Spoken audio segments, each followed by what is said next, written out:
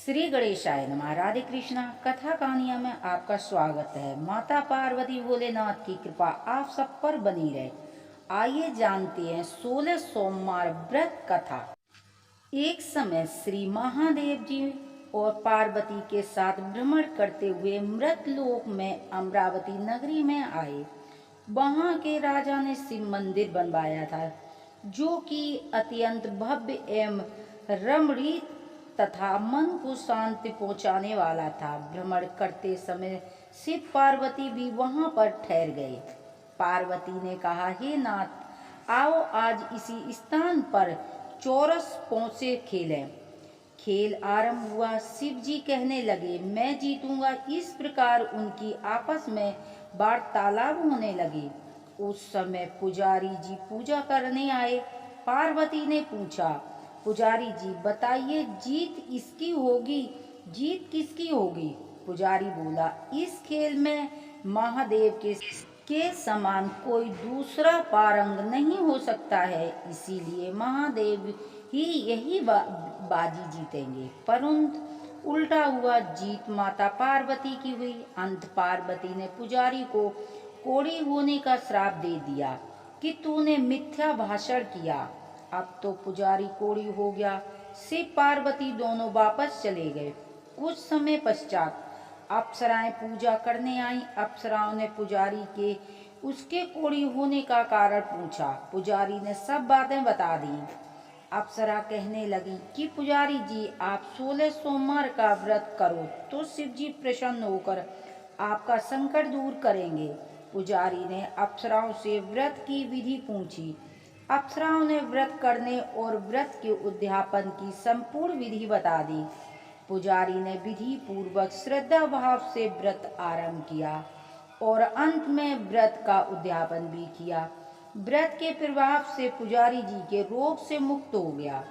कुछ दिनों के बाद शंकर जी पार्वती पुनः उसी मंदिर में आए तो पुजारी को रोग मुक्त देखकर पार्वती ने पूछा, मेरे दिए हुए श्राप से मुक्त पाने का तुमने कौन सा उपाय किया? पुजारी जी ने कहा, हे माता, अप्सराओं द्वारा बताए गए 16 सोमवार के व्रत करने से यह मेरा कष्ट दूर हुआ है। पार्वती ने भी 16 सोमवार का व्रत किया, जिससे उसने रूठे हुए कार्तिकी को भी माता से प्रसन्न होकर आज्ञाकारी हुए। कार्तिकेय जी ने पूछा, हे माता, क्या कारण है कि मेरा मन सदा आपके चरणों में लगा रहता है? पार्वती जी ने कार्तिकों को 16 सोमवार के व्रत का महत्व कहा, विधि बताई तथा कार्तिक जी ने भी इस व्रत को किया तो उनका बिछड़ा हुआ मित्र मिल गया। अब मित्र ने भी इस व्रत को अपने विवाह होने की इच्छा से किया। वह विदेश गया। वहां से राजा की कन्या का स्वयंवर था। राजा ने प्रण किया था कि हथिनी जिस व्यक्ति के गले में वरमाला डाल देगी, उसी के साथ राजकुमारी का विवाह करूंगा।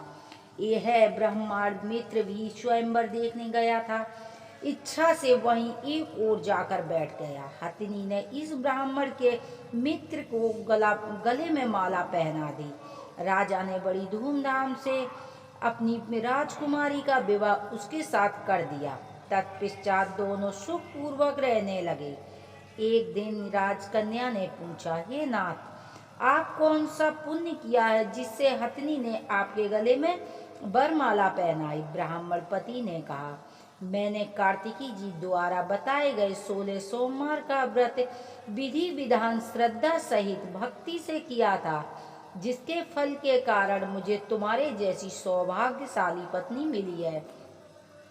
अब तो राजा ने भी सत्य पुत्र प्राप्त के लिए व्रत किया और सर्वगुण संपन्न पुत्र प्राप्त हुआ। बड़े होकर पुत्र ने राज्य प्राप्त की कामना से 16 सोमवार का व्रत किया।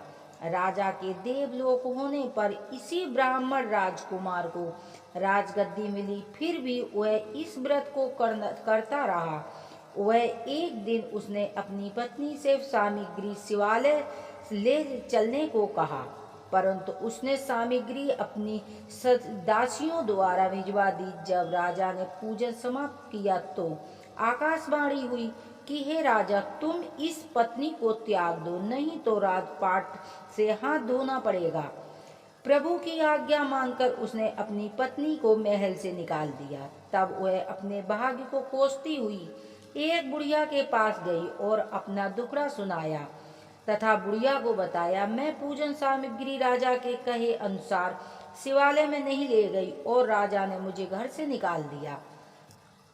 बुढ़िया ने कहा, तुझे मेरा काम करना पड़ेगा। उसने स्वीकार कर लिया। तब बुढ़िया ने सूत जी गठरी उसके सिर पर रखी और बाजार भेज दिया। रास्ते में आंधी आई तो सिर पर गठरी उड़ गई। बुढ़िया ने डांट कर उसे भगा दिया। अब रानी बुढ़िया यहाँ से चलते चलते एक आश्रम पहुंची। गुसाई जी उसे देखते ही समझ गए कि यह उच्च घराने की अबला विपत की मारी है। वे उसे धैर्य बंधाते हुए, बेटी तू मेरे आश्रम में रहे, किसी प्रकार की चिंता मत कर। रानी आश्रम में रहने लगी, परंतु जिस वस्तु को वह हाथ लगाती हुए वस्तु खराब हो जाती थी। यह देखकर गुसाई जी ने पूछा, बेटी किस देव के अपराध से ऐसा होता है? रानी ने बताया कि मेरे अपने पति की आज्ञा का उल्लंघन किया था और शिवालय में पूजा के लिए सामग्री नहीं पहुंचाई थी। मुझे घोर कष्ट उठाना पड़ रहा है। गुसाई ने शिव जी से उसके कुशल क्षेम से के लिए प्रार्थना की और कहा कि बेटी तुम 16 सोमवार का व्रत विधि अनुसार करो। तब रानी ने विधि पूर्वक व्रत किया। व्रत के प्रभाव से राजा और रानी की याद आई। दूसरे दूतों की खोज में भेजा। आश्रम में रानी को देख दूतों ने राजा को बताया। तब राजा ने वहां जाकर गुसाई जी से कहा, महाराज यह मेरी पत्नी है, मैंने इसका परित्याग किया था, कृपया कर मेरे साथ जाने की आज्ञा दें। शिव जी की कृपा से प्रतिवर्ष 16 सोमवार का व्रत करते हुए आनंद से रहने लगे और अंत में शिवलोक को प्राप्त हुए।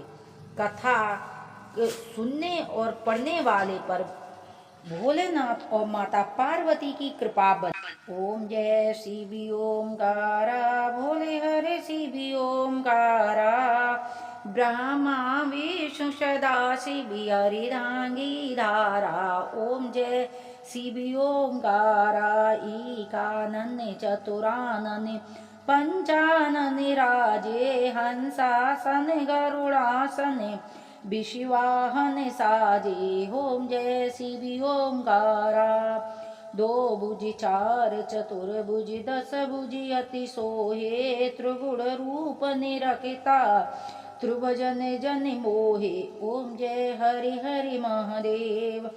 अक्षिमाला वनिमाला रुणिमाला धारी, चंदन मृगवंदी शोभे भोले शशिधारी। ओम जय हरे हरे महादेव। श्वेतांबर पीतांबरे बागांबरी अंगे, सनिकादिक ब्रह्मादिक भूतादिक संगे। ओम जय हरि हरि महादेव। करिके मदिक मंडले चक्र त्रिशूल धरिता, जगि करिता जगि हरिता जगि पालन करता। ओम जय हरि हरि महादेव। ब्रह्मा विष्णु सदा शिव जानते अविवेका, प्रणवाक्षर के मध्य यह तीनों एका। ओम जय शिव ओमकारा, काशी में विश्वनाथ विराजते, नंदी ब्रह्मचारी, नीति उठे भोग लगावते, महिमा अति भारी।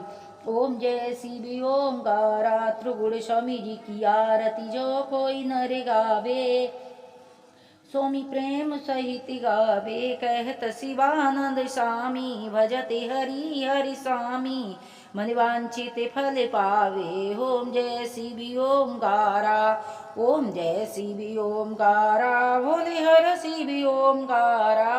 हर हर महादेव की जय, मैया पार्वती की जय।